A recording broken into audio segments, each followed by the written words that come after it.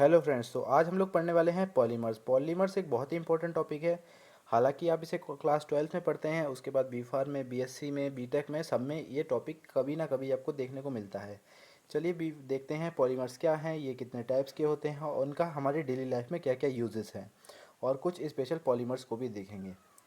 तो जैसा कि आप लोग जानते ही हैं कि कोई भी ऐसा हमारे पास मटेरियल होता है। मान लीजिए ये एक मटेरियल है, ये बहुत सारे मॉलिक्यूल से मिलके बना है, ठीक।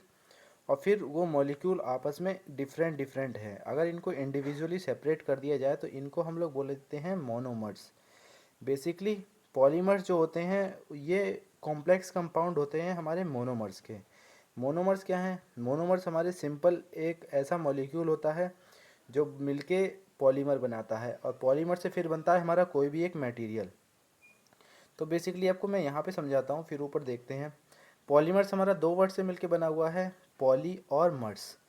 इनका बेसिकली मतलब ये होता है कि पॉली मतलब होता है मल्टी, मतलब बहुत सारे। मर्स मतलब होता है मोनोमर्स। मोनोमर्स का मतलब सिंगल मॉलिक्यूल। जब बहुत सारे मॉलिक्यूल्स मिलकर एक स्पेशल टाइप का बनाते हैं मटेरियल तो उसको बोला जाता है पॉलीमर। और ये पॉलीमर काफ़ी ही जगह यूज़ करे जाते हैं, चाहे हमारे इलेक्ट्रिकल स्विचेस वगैरह ले लो, हमारे यूटेंसिल्स जो बर्तन होते हैं उनमें भी, और आज के टाइम पे पॉलीथीन वगैरह वो सब जो हैं हमारे पॉलीमर्स ही होते हैं। तो बेसिकली हमारे जो पॉलीमर्स होते हैं दो टाइप के होते हैं बेसिक तौर पे, जिसमें कि सेम टाइप के मॉलिक्यूल्स को एक लंबी चेन में जोड़ दिया जाता है। जैसा कि आप यहाँ इस वाली चेन में देख ही सकते हैं कि यहाँ पे हमारे सारे जो हैं मॉलिक्यूल वो एक्स टाइप के हैं और उन्हें एक स्ट्रेट चेन में जोड़ा गया है, जिससे कि वो एक कॉम्प्लेक्स कंपाउंड बना रहे हैं। उसके बाद नेक्स्ट हमारा क्या है, अब यहाँ पे एक्स वाई दो टाइप के हमने पॉलीमर्स मॉलिक्यूल लिए हैं। जो मोनोमर्स हैं वो पॉलीमर बना रहे हैं, यहाँ पे कॉम्प्लेक्स टाइप के हैं। तो ये दो मतलब मेरा कहने का यही है कि अलग अलग टाइप से ये बनते हैं। या तो सब मॉलिक्यूल्स एक टाइप के होंगे या फिर डिफरेंट डिफरेंट टाइप के होंगे। अब देख लेते हैं बेसिक इंट्रो पॉलीमर का क्या है। जैसा कि हमने समझा है कि जो ये होते हैं हमारे मल्टी पल जो हैं, जब मोनोमर्स मिलके आपस में चेन बनाते हैं तो उसको बोलते हैं polymer. These are complex compound that are form by linking of monomer unit in chain. जो कि मैंने अभी आपको समझाया है कि लॉन्ग चेन बनाते हैं तो इसको बोलते हैं पॉलीमर। फिर they are biodegradable and non biodegradable. इसका मतलब ये है कि इनको ये नेचुरल तौर पे कुछ कोई ऐसे होते हैं जो नष्ट हो जाते हैं, कुछ ऐसे होते हैं जो कि डिग्रेड हमारे नहीं होते हैं, जिनको नॉन बायोडिग्रेडेबल बोला जाता है। उसके बाद इनका क्या है, they have high molecular mass. High molecular mass, आप एक बात समझिए, हाई मॉलिक्यूलर मास क्यों होता है? क्योंकि देखिए यहाँ पे हमारा एक मॉलिक्यूल का कुछ मास होगा और फिर ये एक जैसे ही बहुत सारे मॉलिक्यूल आपस में मिलके एक पॉलीमर बना रहे हैं, तो ऑब्वियस सी बात ये है कि यहाँ पे इनका हाई मॉलिक्यूलर मास हो ही जाएगा। अब देखते हैं, जनरली मेडिकल फील्ड में जो है इनका यूज़ होता है हमारी टेबलेट्स और कैप्सूल्स की कोटिंग करने के लिए। आप ये देखो, हमारी ये एक टेबलेट होती है, फिर इसके ऊपर जो है एक कोटिंग करी जाती है, ताकि टेबलेट के अंदर जो होता है हमारा मेन ड्रग होता है, अगर वो ड्रग हम ऐसे ही खुला छोड़ देंगे तो वो डिज़ोल्व हो जाएगा, डिस्ट्रॉय हो जाएगा। बट उसके ऊपर एक कोटिंग करी जाती है ताकि वो काफ़ी टाइम तक उसे प्रिवेंट किया जा सके। तो चलिए नेक्स्ट टॉपिक देखते हैं, classification of polymers. Classification of polymers basically कई टाइप से इसे बांटा गया है, जैसे based on source, based on degradability, based on water nature. तो पहले सबसे पहले देखते हैं बेस्ड ऑन सोर्स। मतलब सोर्स का मतलब बेसिकली ये है कि कहाँ से ये हमारा मॉलिक्यूल जो है पॉलीमर का आया है। तो सबसे पहले ये होते हैं हमारे नेचुरल पॉलीमर, फिर होते हैं सिंथेटिक पॉलीमर, फिर होते हैं सेमी सिंथेटिक पॉलीमर्स।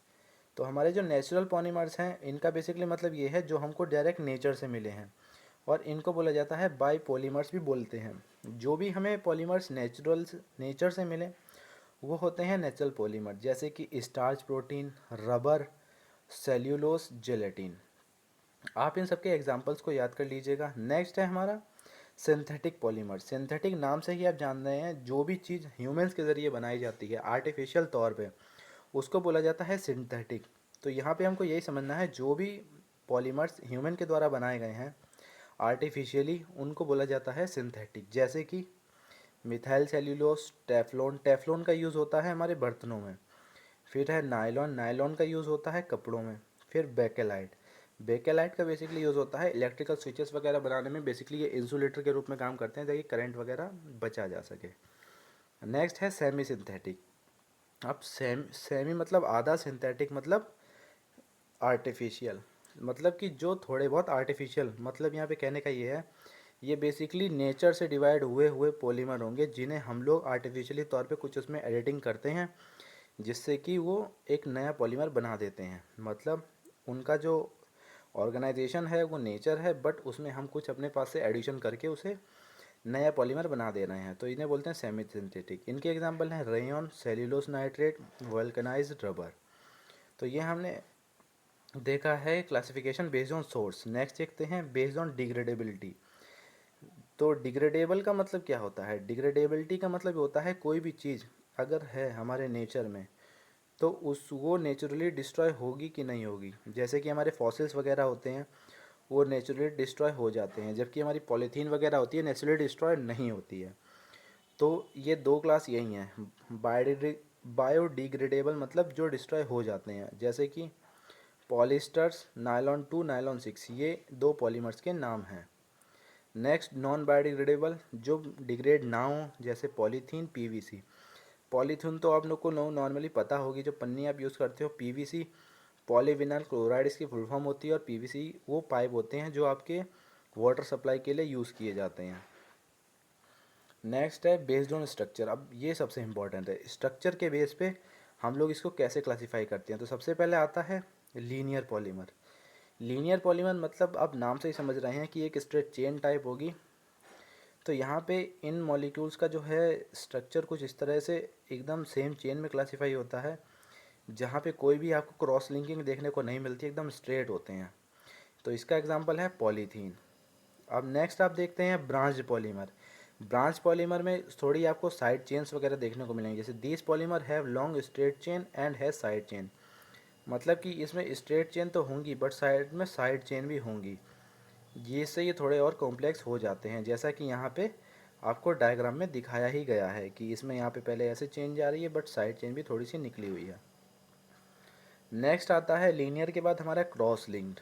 ये स्ट्रक्चर के बेस पे है।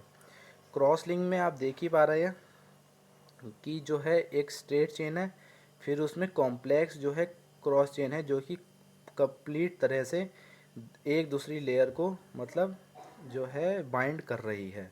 जैसे कि एक मॉलिक्यूल की लेयर ये है, दूसरे मॉलिक्यूल की लेयर ये है, ये पॉलीमर बन गया, बट इसमें यहाँ पे क्रॉस लिंक होगी तो इसकी वजह से ये काफ़ी ज़्यादा सॉलिड हो जाएंगे। तो यहाँ पे जो है हमारे लीनियर पॉलीमर ये थोड़े कम सॉलिड होंगे, और जो ब्रांच्ड पॉलीमर है ये हल्के से ज़्यादा सॉलिड होंगे। बल्कि जो क्रॉस लिंक पॉलीमर है ये सबसे ज़्यादा सॉलिड होंगे, क्योंकि यहाँ पे हमको क्रॉस लिंकिंग देखने को मिल रही है। एग्जांपल है बेकेलाइट और वेल्कनाइज्ड रबर। बेकेलाइट एक आप कभी सर्च करके देखिएगा, बेकेलाइट जो होता है अगर उसे एक बार फॉर्म हम जिस फॉर्म में हम कर देते हैं वो दोबारा अपनी इनिशियल फॉर्म में नहीं आता है। जैसे कुकर वगैरह का हैंडल आपने देखा ही होगा, वो बेकेलाइट का ही होता है। अब बेस्ड ऑन पॉलीमराइजेशन हम लोग देखते हैं। बेस्ड ऑन पॉलीमराइजेशन है मतलब जो भी उनका पॉलीमराइजेशन, मतलब जैसे ये कई मॉलिक्यूल हैं, अब ये आपस में किस तरह से आपस में चेन में जुड़ रहे हैं, तो यही होता है पॉलीमराइजेशन। तो सबसे पहला है एडिशन पॉलीमराइजेशन। यहाँ पे क्या है, they are made by addition of 2 unit of macromolecule by bond formation. अब जैसे कि यहाँ पॉलीथीन का एग्जांपल दिया गया, इसे हम साइड में देखते हैं। अब पॉलीथीन जो होती है वो ईथीन से मिलके बनी है, CH2 ये होता है हमारा ईथीन। यहाँ पे क्या होता है, ये वाला ऊपर वाला बॉन्ड ब्रेक हो जाता है तो यहाँ पे बच जाता है CH।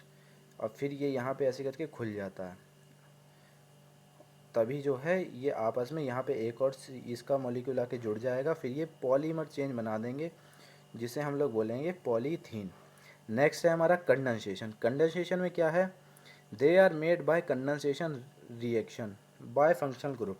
अब यहाँ पे अलग अलग टाइप के ग्रुप जुड़ेंगे जो कि काफ़ी ही अलग अलग टाइप के ग्रुप होंगे जिसमें पहले से ही बॉन्ड दिए गए होंगे, जिसका एग्जांपल है पॉलीएस्टर। नेक्स्ट पढ़ते हैं बेस्ड ऑन वाटर इंटरेक्शन। मतलब हमारे जो हैं ये पॉलीमर्स, इनको डिवाइड किया गया इस बेस पे कि ये वाटर से रिएक्ट करने के बाद क्या रिएक्शन देते हैं। सबसे पहले आते हैं हाइड्रोफोबिक। हाइड्रोफोबिक का मतलब होता है जो वाटर से दूर रहते हैं, मतलब वाटर में इनसॉल्यूबल रहते हैं, जैसे इथाइल सेल्यूलोज। फिर है हाइड्रोफिलिक। हाइड्रोफिलिक मतलब जो वाटर के साथ सॉल्यूबल हो जाते हैं, वाटर सॉल्यूबल होते हैं। इसका एग्जांपल है HPMC। फिर क्या है, हाइड्रोजेल्स। हाइड्रोजेल्स में जो है, जो हाइड्रोजेल्स कुछ इस टाइप के मटेरियल होते हैं, जैसे कि ये हमारा हाइड्रोजेल मटेरियल है, बट अगर ये वाटर के साथ रिएक्ट करेगा तो ये क्या करेगा, अपना शेप को बढ़ा लेगा, मतलब वाटर को एब्जॉर्ब कर लेगा। अब हम लोगों ने सभी टाइप्स ऑफ जो हैं देख ली हैं क्लासिफिकेशन पॉलीमर्स का। अब देखते हैं इनकी प्रॉपर्टी, मेन प्रॉपर्टी क्या होती हैं। तो इसकी मेन प्रॉपर्टी क्या होता है कि पॉलीमर्स जो होते हैं इनकी लो डेंसिटी होती है, फिर लो मैकेनिकल प्रॉपर्टीज़ होती हैं, बहुत ही ज़्यादा रिएक्शन वगैरह नहीं करते हैं, इसका एक स्पेसिफिक यूज़ होता है, जिसके लिए ये बनाए गए होते हैं इनका वही स्पेसिफिक यूज़ होता है। फिर कैन बी प्रोड्यूस ट्रांसपेरेंट और डिफरेंट कलर्स, ये किसी भी कलर के बनाए जा सकते हैं और ये ट्रांसपेरेंट भी हो सकते हैं। फिर एक्सीलेंट सरफेस फिनिशिंग, जब भी ये बनाए जाते हैं तो यहाँ पे फिनिशिंग का बहुत अच्छा ध्यान रखा जाता है कि इनमें जो है सरफेस जो है एकदम फ्रेश निकले। फिर can react with water resistance and reactive, मतलब जैसा कि मैंने आपको बताया था, हाइड्रोफिलिक, हाइड्रोफोबिक, ये उस टाइप से होते हैं, वाटर से रिएक्ट भी कर जाते हैं और वाटर से दूर भी चले जाते हैं, मतलब पानी में मिल भी जाते हैं और नहीं भी घुलनशील होते हैं। नेक्स्ट क्या है, गुड कोरोजन रेजिस्टेंस। अब जो भी ये बनाए जाते हैं, ये इस चीज़ को ध्यान में रख के बनाए जाते हैं कि ये कोरोजन ना करें। कोरोजन मतलब इसमें जंग वगैरह ना लगे, तभी ये काफ़ी लंबे टाइम तक यूज़ किए जाते हैं। जैसा कि आपके कुकर वगैरह के हैंडल में देखा है कि वो जो उसका मटेरियल होता है वो बेकेलाइट का मिल के बना होता है, उसमें कभी रस्टिंग वगैरह नहीं होती है, चाहे उसे कितने भी साल तक यूज़ करो। तो आज हमने देखा है पॉलीमर्स, तो उम्मीद करता हूँ वीडियो अच्छी लगी होगी। नेक्स्ट वीडियो में हम लोग इसकी यूनिट 2 देखेंगे। तो मिलते हैं नेक्स्ट वीडियो में, तब तक के लिए धन्यवाद।